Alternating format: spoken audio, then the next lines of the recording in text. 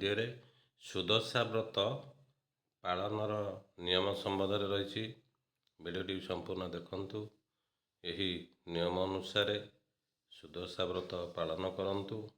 ଭିଡ଼ିଓଟିକୁ like, share, comment ଏବଂ subscribe କରିବା ପାଇଁ ଅନୁରୋଧ। 2026 ମସିହା ପ୍ରଥମେ ସୁଦଶା ବ୍ରତ ଫେବୃଆରୀ 26 ତାରିଖ ଫଗୁ ଦଶମୀରେ ପଡ଼ୁଛି। ପ୍ରାୟ ସମସ୍ତ ଓଡ଼ିଆ ନାରୀମାନେ ସୁଦଶା ବ୍ରତକୁ ପାଳନ କରନ୍ତି। ଏହି ଦିନ ମା ଲକ୍ଷ୍ମୀଙ୍କୁ ପୂଜା କରି ନାରୀମାନେ ବ୍ରତ ଧାରଣ କରିଥାନ୍ତି।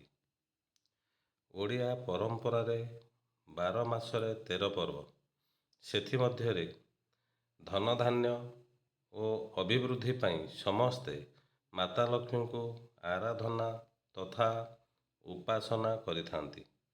ମହାଲକ୍ଷ୍ମୀଙ୍କ ପୂଜା ପରମ୍ପରା ଅତି ପ୍ରାଚୀନ। ମହାଲକ୍ଷ୍ମୀଙ୍କ ବିଭିନ୍ନ ବ୍ରତ ମଧ୍ୟରେ ସୁଦଶା ବ୍ରତ ଅନ୍ୟତମ। ସୁଦଶା ବ୍ରତ 26 ଫେବୃଆରୀ 2026 ମସିହା ଫାଲ୍ଗୁନ ଶୁକ୍ଳ ଦଶମୀ ଗୁରୁବାର ଦିନ ପାଳନ କରାଯିବ। ଏହି ଦିନ ପ୍ରତ୍ୟେକ ଓଡ଼ିଆ ମହିଳାମାନେ ଶୁଦ୍ଧପୂତ ହୋଇ ମା ଲକ୍ଷ୍ମୀଙ୍କର ଏହି ବ୍ରତ ପାଳନ କରିଥାନ୍ତି। ସୁମନ୍ତ୍ରିତ 10 ଧଳା ସୂତାର ଏକ ବ୍ରତ ପୂଜା କରାଯିବାର ବିଧି ରହିଛି। ସେହି ବ୍ରତକୁ ପରବର୍ତ୍ତୀ ସୁଦଶା ବ୍ରତ ପର୍ଯ୍ୟନ୍ତ ବାହୁରେ ଧାରଣ କରାଯାଏ। ଶୁକ୍ଳପକ୍ଷ ଦଶମୀ ତିଥି ଗୁରୁବାରରେ ପଡ଼ିଲେ ତାହା ସୁଦଶା ବ୍ରତ ରୂପେ ପାଳନ ହୁଏ। ଏଥିରେ ଲକ୍ଷ୍ମୀଙ୍କୁ ପୂଜା କରାଯାଏ। ଏହି ପର୍ବ ଓଡ଼ିଶାର ବିଶେଷତ୍ୱ। ଏହାକୁ କେବଳ ଓଡ଼ିଆ ମହିଳାମାନେ ପାଳନ କରିଥାନ୍ତି। ଭାରତର ଅନ୍ୟ ରାଜ୍ୟରେ ବା ଭାରତର ବାହାରେ ଏହା ଦେଖାଯାଏ ନାହିଁ।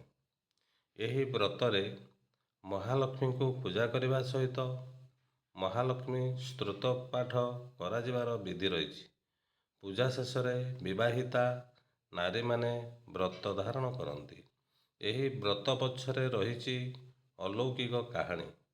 ବିଦର୍ଭ ଦେଶ ନରପତି ନଳ ଓ ତାଙ୍କ ପାଟରାଣୀ ଦମୟନ୍ତୀଙ୍କ ଉତ୍ଥାନ ପତନ କାହାଣୀ ରହିଛି। ଥରେ ଜଣେ ବିଧବା ବ୍ରାହ୍ମଣୀ ନଦୀରୁ ପାଣି ଆଣିବା ସମୟରେ ନିଜ ବ୍ରତଟିକୁ ହଜାଇ ଦେଇଥିଲା। ବ୍ରତ ହଜାଇ ବିକଳ ଭାବେ କାନ୍ଦୁଥିବା ବେଳେ ନଳ ରାଜା ତାଙ୍କର ଦୁଃଖ ଦୂର କରିବା ପାଇଁ ସତ୍ୟବଦ୍ଧ ହୋଇ ନିଜ ରାଣୀଙ୍କ ଠାରୁ ବ୍ରତ ପ୍ରତୀକ ହୋଇଥିବାରୁ ବ୍ରତଦାନ କରି ଲକ୍ଷ୍ମୀ ଛଡ଼ା ହେବାର କଥିତ ଥିବାରୁ ରାଣୀ ଅତ୍ୟନ୍ତ କୁଣ୍ଠାର ସହ ବ୍ରତଟିକୁ ଦେଇଥିଲେ। ବ୍ରତଦାନ ପରେ ରାଜା ଓ ରାଣୀଙ୍କର ଦୁର୍ଦ୍ଦଶା ଆରମ୍ଭ ହେଲା। ଯାବତୀୟ ଦୁଃଖ ଦୁର୍ଦ୍ଦଶା ଭୋଗ କଲା ପରେ ରାଣୀ ପୁନଶ୍ଚ ଯଥା ବିଧିବିଧାନ ଅନୁସାରେ ସୁଦଶା ବ୍ରତ ପାଳନ କରିବା ପରେ ସେମାନଙ୍କର ସମସ୍ତ ଅପହୃତ ସୁଖ ସୌଭାଗ୍ୟ ଫେରି ଆସିଲା।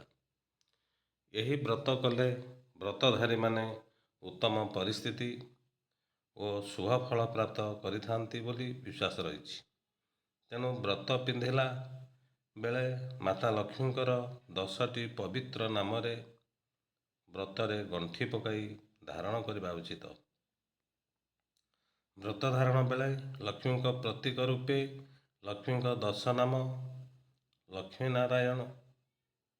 ଲକ୍ଷ୍ମୀନାରାୟଣୀ, କମଳିନୀ, ଶ୍ରୀହରିପ୍ରିୟା, ପଦ୍ମାଳୟା, କମଳା, ଚଞ୍ଚଳା, ବିଘ୍ନସେନୀ, ସିନ୍ଧୁର ଦୁଲଣୀ, ଦୁର୍ଗତିନାଶିନୀ, ବିଷ୍ଣୁ ପାଟରାଣୀ।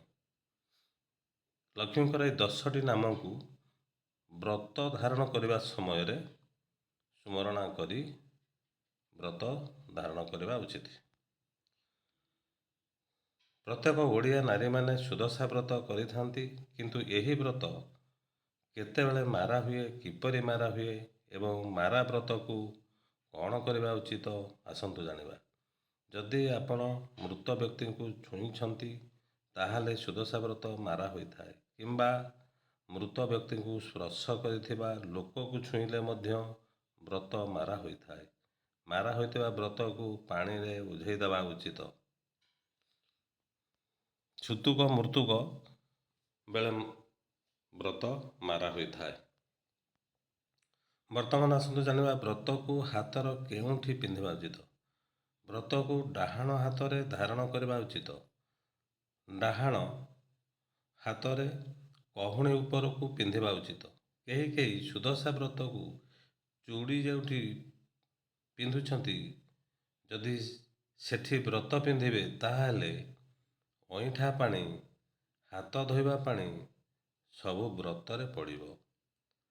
ଆଉ ଆମିଷ ରୋଷେଇ କଲାବେଳେ ଏବଂ ଖାଇଲା ବେଳେ ମଧ୍ୟ ଆମିଷର ଛିଟା ମଧ୍ୟ ବ୍ରତରେ ପଡ଼ିପାରେ। ସେଥିପାଇଁ ଡାହାଣ ହାତର କହୁଣି ଉପରକୁ ବ୍ରତ ପିନ୍ଧିବା ଉଚିତ। ବ୍ରତ ହଜିଗଲେ କ'ଣ କରିବା ଆସନ୍ତୁ ଜାଣିବା। ବ୍ରତ ହଜିବା ଏହା ଏକ ଭଲ ସଂକେତ ନୁହେଁ। ଯଦି କୌଣସି କାରଣବଶତଃ ପାଇଁ ବ୍ରତ ହଜିଯାଇଛି ତାହେଲେ ମା ଲକ୍ଷ୍ମୀଙ୍କୁ କ୍ଷମା ମାଗିବେ। ମାଙ୍କୁ କ୍ଷମା ମାଗିଲେ ମା ନିଶ୍ଚୟ ଆପଣଙ୍କୁ କ୍ଷମା କରିଦେବେ। ତାପରେ ପୂର୍ବରୁ ରଖିଥିବା ବ୍ରତକୁ ହଳଦୀ ପାଣିରେ ବୁଡ଼ାଇ ଫୁଲ ଦୁବ ଦେଇ ଏକ ଭଲ ଦିନରେ ବ୍ରତ ପିନ୍ଧିବେ। ଗୁରୁବାର, ମଙ୍ଗଳବାର ଏବଂ ଭଲ ଦିନରେ ହାତରୁ ବ୍ରତ ଉତାରିବା ଉଚିତ ନୁହେଁ। ଅଲଗା ଦିନରେ ବ୍ରତକୁ ଉତାରି ନୂଆ ବ୍ରତ ପିନ୍ଧିବା ଉଚିତ।